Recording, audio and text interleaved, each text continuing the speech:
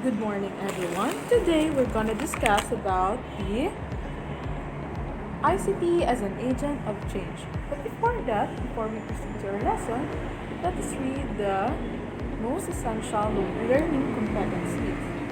Share anecdotes of how she has used ICTs to be part of a social movement, change, or cause to illustrate aspects of digital citizenship. Does the Philippines we know today became what she is without ICT? Most people would argue that we are lagged behind when it comes to technological advancements, but does not mean that we have not used what we have to our benefit. For a moment, imagine the internet has disappeared and will never come back. What do you think will happen? So you never miss water until the well runs dry. And maybe the same saying goes for the internet. How many times has your ISP deprived you of your right to access the internet? How many times have you been frustrated? But besides not being able to update what you had for dinner last night or updating your profile picture, there are actually far bigger things this world would have missed without the internet. In fact, ICT in general has played a key role in our history. So, pre-information and communication technology. Information and communication technology is a part of the digital age where internet communication is one of the most common ways to keep in touch with other people. But even before the digital age, there are plenty of ways humans were able to communicate. During the tribal age, our ancestors started communicating through body and verbal communications. Eventually, they learned to be literate and were able to store knowledge through wall paintings and stone carvings. By the 11th century, the Chinese invented the movable type that was able to replicate documents. By 1440s, a German named Johannes Gutenberg invented the printing press in Europe. That made it possible to reproduce documents using ink. This made books easy to reproduce and eventually made newspapers available by 1605. Finally, an electronic-based communication started with the invention of the telegraph. This invention was only the start as newer technologies like the phone, radio, and televisions or TV came to reality. So let's proceed to the evolution of ICT. Today, we consider ourselves living in a digital age.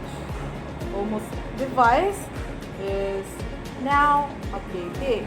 Back then, TVs were just TVs and cell phones were just calling and sending SMS. At present, most devices are now smart. Smartphones, smart TVs, and smart refrigerators are only a few examples of devices that do more than their regular functions. Computers make it possible for these devices to be programmed with codes and can do more than what we have used to. So we can divide ICT evolution into 5 different phases. The first phase is the first computer. World War II marked the creation of the first electromagnetic calculator. This device weighed about 5 tons than about 1,972 modern-day laptops.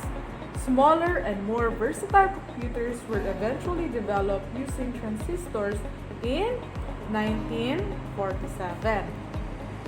Second phase is the personal computers. During 1970s, the development of personal computers started. This is made possible by chip technology and magnetic disks, which made bulky computers fit a desktop. This technology made word processing, accounting, and graphics easily available to the public. The third phase is the microprocessors. Microprocessors, also known as the logic chip, were eventually invented, which reduced the cost of processing power of computers. The fourth phase is the networking. Soon thereafter, small connections were made so that computers were able to communicate with each other. This all started in small distances, then eventually broke the distance barriers, which gave birth to the internet. These days, we still see newer developments which make our internet connection faster, thus improving this technology. Okay, the fifth phase is the wireless technology. Wired connections were already a huge advancement for the internet. But to travel to different places while still being able to browse websites, update your social media status, and search Google were all made possible with wireless technology. So let's proceed to the role of ICT in recent Philippine history. Throughout recent history, the Philippines has been one of the few nations that demonstrates unity for a call and actions or social change. The following campaigns for social change would have not been successful if it were not for ICT. First is EDSA People Power Revolution. The People Power Revolution lasted from 1983 to 1986. During a radio broadcast of Radio Veritas, Cardinal Sin encouraged the Filipinos to help end the regime of then President Ferdinand Marcos. A major protest took place along EDSA from February 22 to 25, 1986, involving 2 million Filipinos from different sectors. This includes civilian, political parties, the military, and religious groups. The radio broadcast helped change the course of history. Without it, Filipinos would not have been moved into actions. Second is the Second People Power Revolution.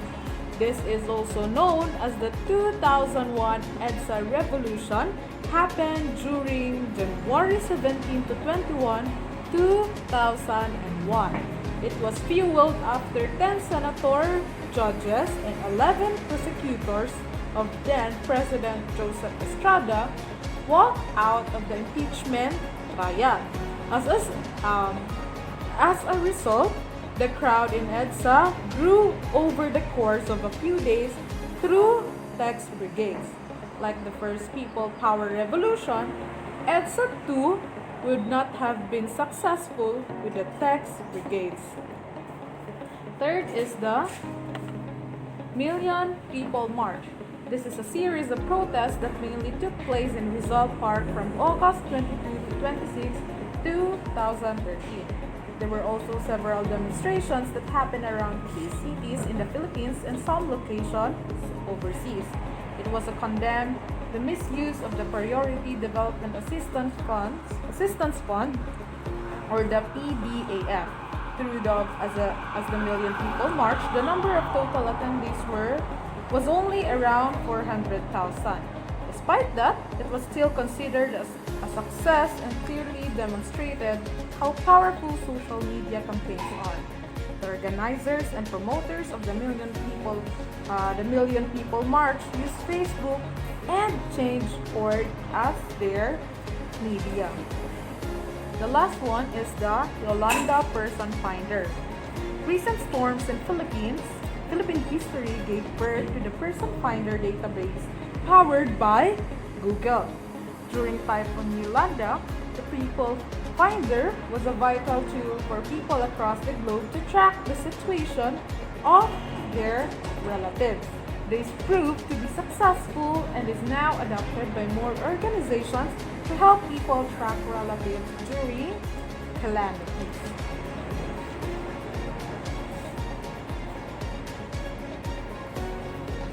Okay, let's proceed to the Change.org. Change.org is dubbed as the world's platform for change, where anyone from the online community can create a petition and ask others to sign it. During the past times, petitions are only done through signing a paper, usually done by a group asking for signatures via travel. Change.org gives access to more people by allowing the online community to affix their digital signatures on a petition. Change.org mission is to help people from around the world to create the change they wanted or they want to see. For years, Change.org hosted several petitions that help solve the following problems, and that are economic problems, criminal injustice, abuse of human rights, lack of education, environmental concerns, animal abuse, human health concerns, and world hunger. And that's our lesson for this week. If you have any questions or clarifications regarding our topic, don't hesitate to message me on Messenger. Again, this is Mariela C. Rosario, your teacher in APP4 or Empowerment Technologies. Until next time, thank you for listening.